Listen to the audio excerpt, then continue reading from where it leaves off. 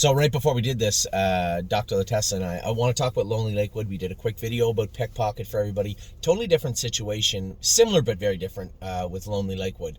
Loney Lakewood is not entrapped, but does have a rather large ulcer on his palate. Correct. Now, we talked about pickpocket. No, just briefly, because a lot of the people that are watching this, you know what? I'm just going to load it for everybody. That way everybody can look. So the difference between an entrapment and what is the issue with Loney Lakewood, where it came from, how we're planning on treating it, and why we're going this route. Go. Right. So pickpocket has an entrapped epiglottis, where in the upper airway of the epiglottis, and it sits over the palate. And so he has a little membrane over that epiglottis. And that could help. It could restrict breathing. It could, they act like they're choking a little bit. Mm-hmm. It could cause irritation. Sometimes that will lead to poor performance. Mm-hmm. Right now, pickpocket doesn't show those signs, but you want to address it before you get being to that proactive. point. Yeah. Right. So, and I think Loney Lakewood actually had this last year too. He did, and I didn't. I tell you who remembered was Amy. Yeah. I didn't remember this, but Loney Lakewood was training down great. For those of you who are partners of mine on Loney Lakewood, he was training down great, and then right around this time of the year, we were starting to really push on the gas, and we just wanted to make sure everything was going good. We scoped him, and he wasn't trapped. Right. So I guess this is important. Where is this coming from? Is the likelihood of this being a problem with him more now because it's happened, one, he was entrapped, and now he has these ulcers? Where did they come from? How do we treat them? What's the timeline and prognosis with that? So where do they come from? It could just be how they're made, some mechanical issue, but I think both horses really don't have any, what I would say, mechanical issues as far as their breathing. That's good. They don't make noise, or no one ever says at the end. They just really let go. And nope. So a lot of it is incidental, but you want to address some of these issues before they do become a problem. So as far as Loney Lakewood, he had the entrapment that was rectified last year. His epiglottis is fine. We scoped him the other day, but that soft palate area that sits under the epiglottis, mm-hmm. there's an ulcer on that. And that's from the friction of the epiglottis going yep. back and forth. And that can cause, at times when they're racing, if it gets stuck down, they can almost gasp, where now they're all out of sorts. I have a question. Generally, when we see horses flipping easily, we treat them for EPM. And I get mm-hmm. people asking me all the time, because I have to remind people, just because we treat horses with TD paste here, Totosrol, right. Clozaril, it's a big umbrella, right? Yeah. There's a number of signs that can present that we generally treat with Baycox type medications. That doesn't necessarily mean that horse has an abundance of, has a real EPM problem. Right. It just means that this medication does treat a lot of issues, and it's much easier to treat than perfectly clinically diagnose. Right. Yeah.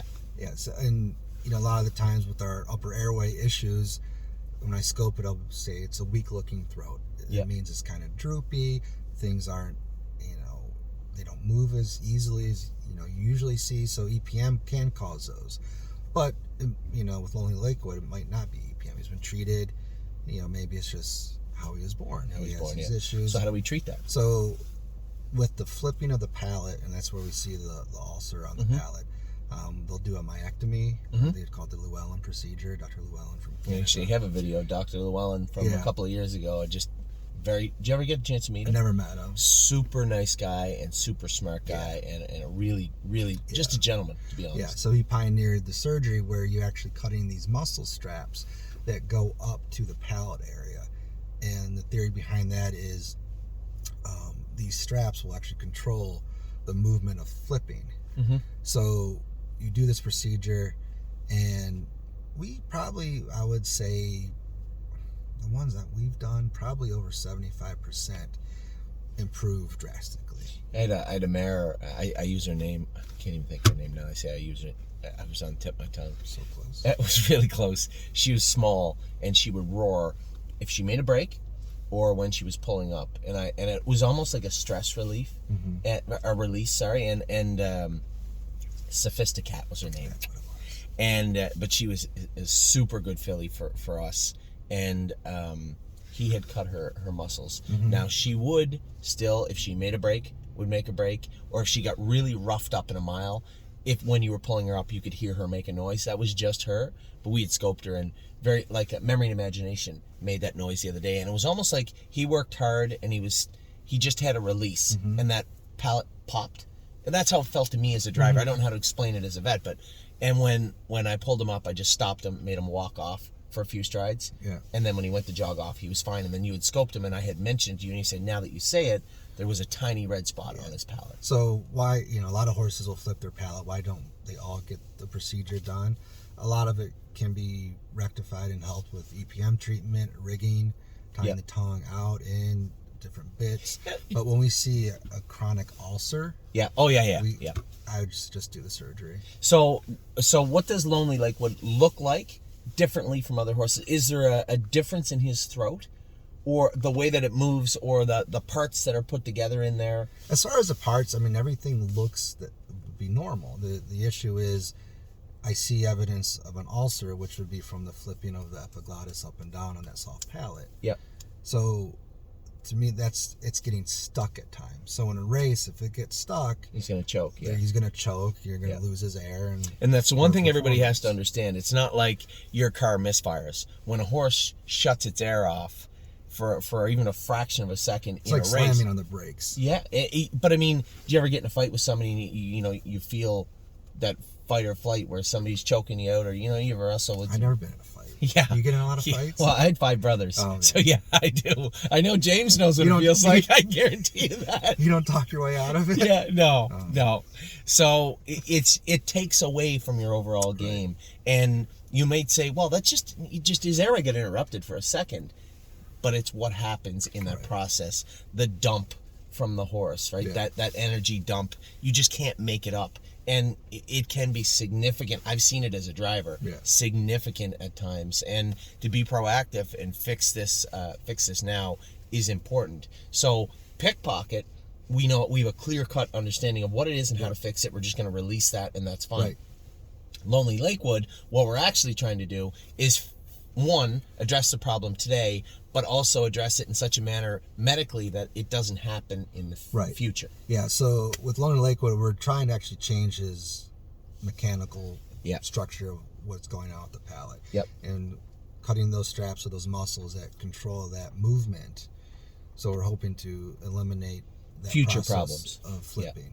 Yeah. Now, was it guaranteed? No, but it said it helps probably a good 75% of horses. And I think it's important for everybody to understand, neither of these horses have made a noise or felt weak at all. When we usually talk about, hey, we got to get his palate done, you can hear the horse roaring, pulling up. You got to be very careful with them. They'll make noise. It takes away from their overall game. We've seen these things happen. As a driver, I've seen it happen many, many times. And I've seen the procedures work great and other times not so great.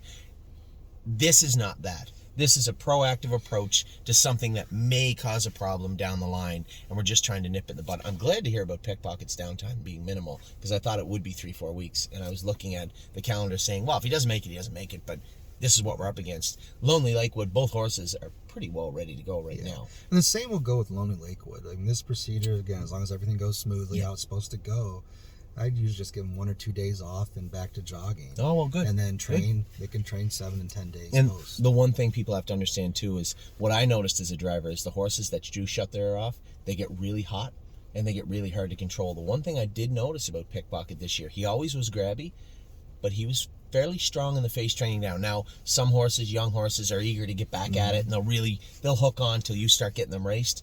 But it seemed like Pickpocket, there was nothing seemed to agitate him, but he just seemed a hair more on edge when I was trying to hold him in the mile. And horses that do shut their air off, they get wound up really, really easy. Right. And it's almost like they're working against you. You think to yourself you should take things easier, but when they start to get to that point where they're shutting their air off, they start to freak out a little bit. Right. So all this stuff is very important, and being proactive is super important, because the alternative is bad news. Yeah, and you're better off finding it now when it's still 100%. Snowing than July, August. No, and that was the whole thing. I said to people, and this is why, we have a lot of people that, some of them work with us, and other people they wonder why we scope horses a lot.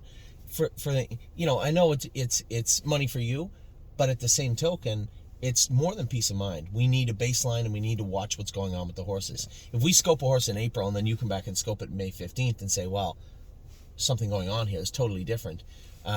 It's important. You look at a horse like Mel Gibswan. We did not treat him for bleeding. We haven't treated anybody hard for bleeding trained down. He showed a tiny little bit of blood the other day. Not shocking. His last 2 starts of the year, we had to put him on Lasix. Well, the last start of the year, Insider Trading was supposed to go on Lasix. The timeline didn't work out, but she had bled.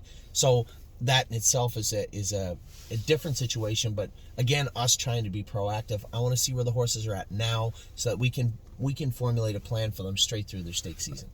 Anyway, I appreciate the time. I know it was 5 minutes. It turned into 18, but it's the way it is. It was very well done, by the way. I'm going to post this video public, and also to the Loney Lakewood group and the Pickpocket one to the Pickpocket group. So thank you very much. Get out. I have to go to the meadows. Goodbye. Take care.